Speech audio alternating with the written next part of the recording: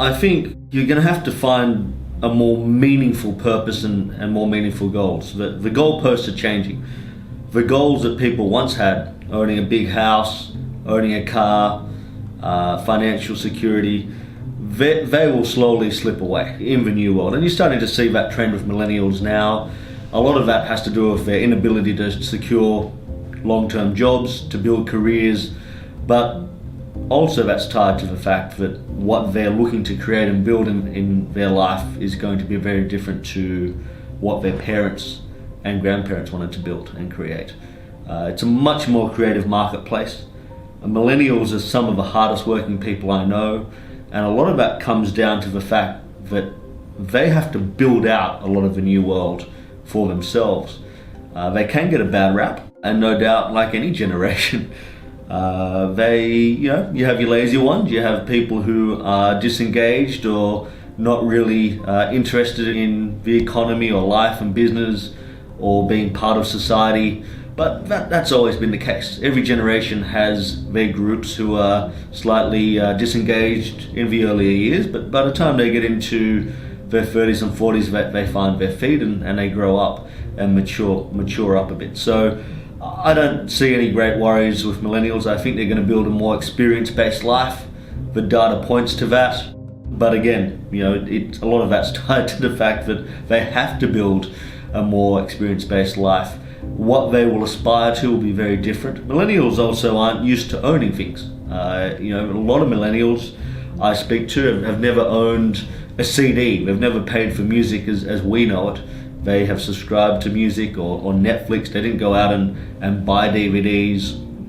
A lot of them don't own TVs even. Their ownership model's very different, and I think as you extend that model out, and our predictions are that they will most probably be the generation who has the least assets, tangible assets, but they're likely to have in the long run a much better life balance. And you can see that trend in their work. You can see that trend in what they look for employment and the type of environments they want to work in. They're not looking for the type of roles that their mums and dads worked in, or like I said, their grandparents worked in.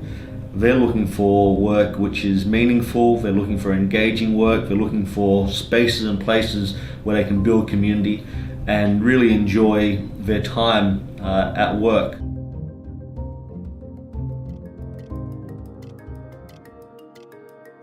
I feel that we, on the corporate side, will find a way to use millennials at a much higher level. I personally am a big fan of millennials and what they can bring to the table. Like any generation, when you're young, you're finding out about the world. They're very excited, they're very excitable about what's possible.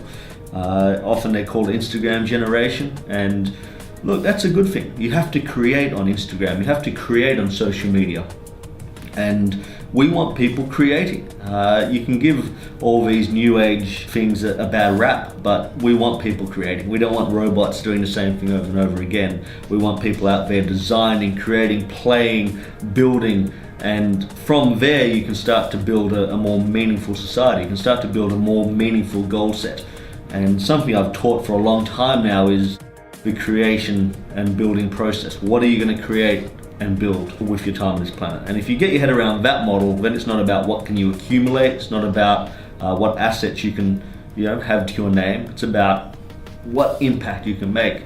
And I think millennials, given their chance, are likely to be the impact generation. Definitely the generation after them will be even more aware of that, and the world it's a changing landscape. So we all have to be mindful that we're going into a very unknown territory.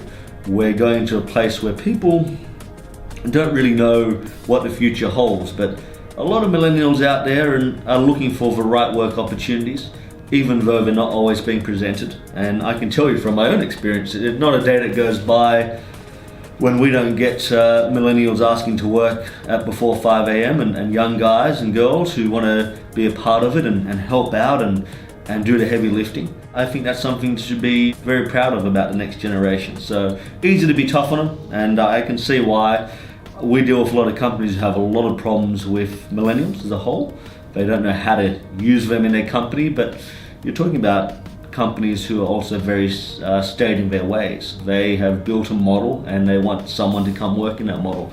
Millennials and the future workers most probably aren't going to be best in those systems-based work environments. They want to bring their own ideas, their own energy to the table.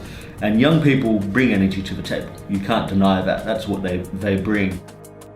The companies of the future are going to have to learn how to embrace that energy, turn that into something of meaning, productivity, and companies are getting smarter at it. We train companies all over the world on harnessing the millennial mindset and allowing them to be a bit more entrepreneurial in the four walls, and that's starting to make a difference. It can be very hard if you come from a model where you believe people come to work, they sit down quietly and do their job. That's all changing. The value system of society is changing as a whole, and we have to get on top of it right now.